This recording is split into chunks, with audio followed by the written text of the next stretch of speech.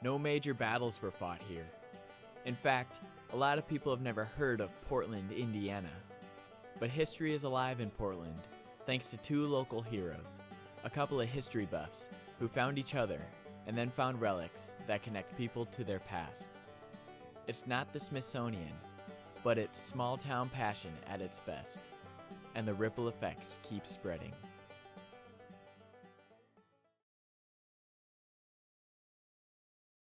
Started the military history collecting about 8 years old, 9 years old, when my uncles, who had been World War I veterans, and I was able to get a helmet here and a uniform there. And Brian and I met up. I was going to Ball State, and he was a freshman at Ball State when I was getting my master's. And I knew he collected because we'd seen each other at auctions and various things. And we'd kind of fight over the military stuff there. And we got to talking and started trading stuff back and forth in our collections, and really it just became a synergy of these two people that really wanted to save local military history.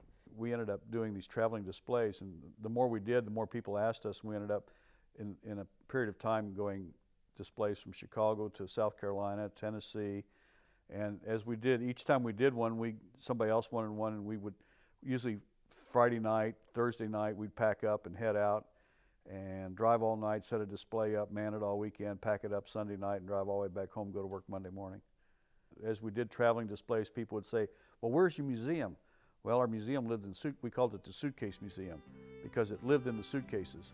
Finally, Jim and Brian, along with other helpers, decided to make their dream a reality in the town of Portland, Indiana. Portland is a small, rural community in the northeastern part of the state.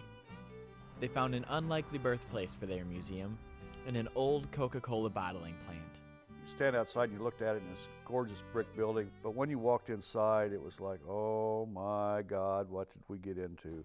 Plaster had washed off the walls, no heat, electricity was pretty well shot, the windows were rusted out, broken out, and it was still full of old tanks, and all the old bottling stuff was still in there. We had to cut all that out just to get it to where we could start being tempted to use it. But it's a great building, and as we get it up to better condition, it's going to make a great resource and it's a great resource for the community. At the Museum of the Soldier, our artifacts typically are mass-produced, government-issued, but this particular uniform was issued to John Smith, and John Smith came from Jay County, but he left Jay County and went to France and fought in the war. And he came home and he brought this uniform home, and it was in France in the war. You know, you smell it real close, there might be gas on that thing. And that's history. That's as much as you can hold history in your hands. There were millions of those uniforms produced. There's hundreds of thousands of them that exist. Not very many of those hundreds of thousands still have that veteran's name attached to them. History happens all around. It's imperial. You know, there's some history, there's some, and it's gone. You know, I'm driving down from Fort Wayne to come to this interview. That was history, but it's not important. But that guy that wore that uniform, that went to France and fought in the war, that's important history. The Portland natives appreciate the contributions the museum makes toward preserving the history of area citizens.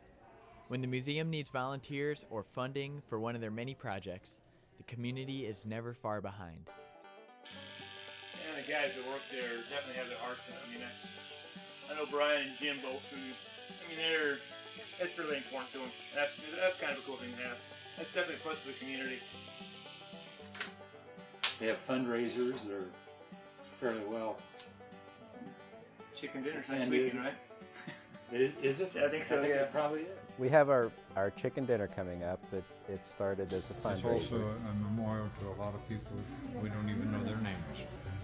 We have a lot of events going on at the museum, and then the later afternoon we have our chicken dinner fundraiser. But we invite anybody with a military vehicle or any kind of history encampment to come and set up. The Museum of the Soldier has asked for us to help participate to promote the museum and help draw people to come. What are you doing right now? Just clean weapons. And because without a clean weapon, you ain't going just too far. And so we just have all kinds of activities all day long and end up with a chicken dinner, and it's a really good time. And we usually make a couple bucks to help with the roof or the windows or whatever needs paid at that time.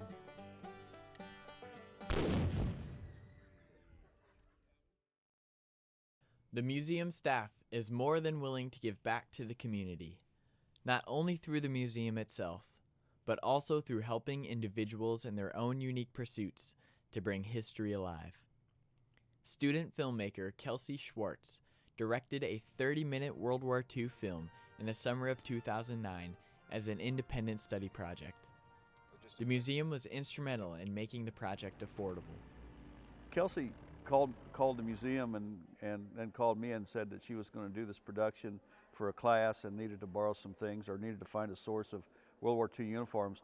We had a lot of stuff that we have, what we call our parade stuff or educational stuff that we could fix up, and we got enough stuff for her to make it look right.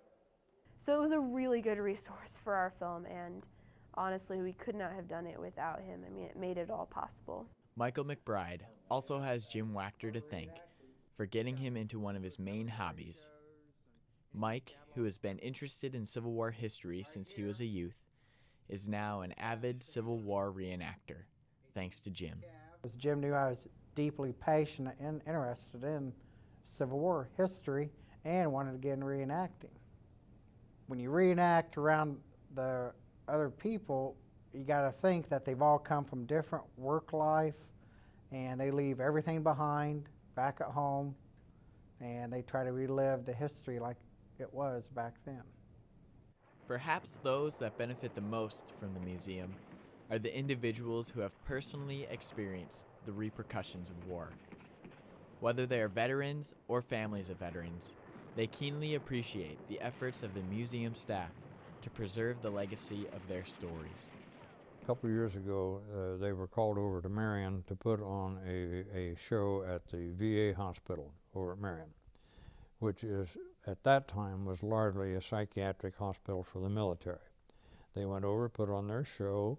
As they left, a nurse came up and reported something very unusual. They had a patient that in 10 years, this man had never said one word to anybody, nothing.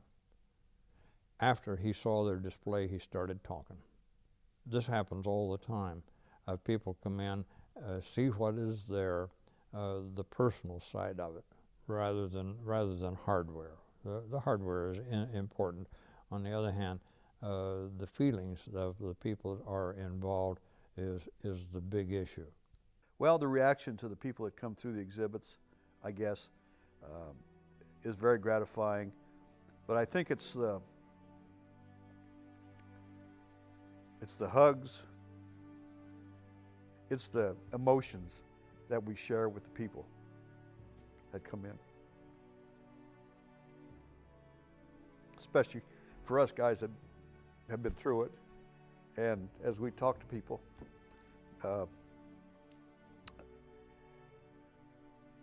you know what the reaction is for them, and you just pick that up. Those are emotions that you can't get under, you can't get away from. We are a memorial. It's not just a museum. We are a memorial. A little more involved than a granite stone somewhere, but it is a therapeutic memorial. The people that hurt forever are the families, and it's genuine. You have to give these people a chance to ventilate, ask questions, and having been in the service, as Jim pointed out, it gives those people a bit more of a feeling of they can talk to you because you've been there and you've had your hands in that kind of stuff, rather than being just something you read out of a book. The Museum of the Soldier continues to prove that small-town stories are important, that history does happen in seemingly insignificant places. The volunteers continue to believe that what they are doing can impact people's lives for the better. Every town in the whole of the United States has that potential. But if there's not leadership, somebody that's got the bug to get the history out, or get the music out, or get the artwork out, or get something like that doing, it's missed. So it's not a unique community, it's the unique people that turn it on and make it happen. Somebody has to do it. I guess it's me and Doc and Brian and Mike and all the other, Matt and the other guys that work in the museum. We all have that passion. You know, we're all volunteers. We sell our soul to this. Most of us put in 20, 30, 40, 50 hours a week at it. And, you know, sometimes at the expense of family and other things. But it's an incredible experience.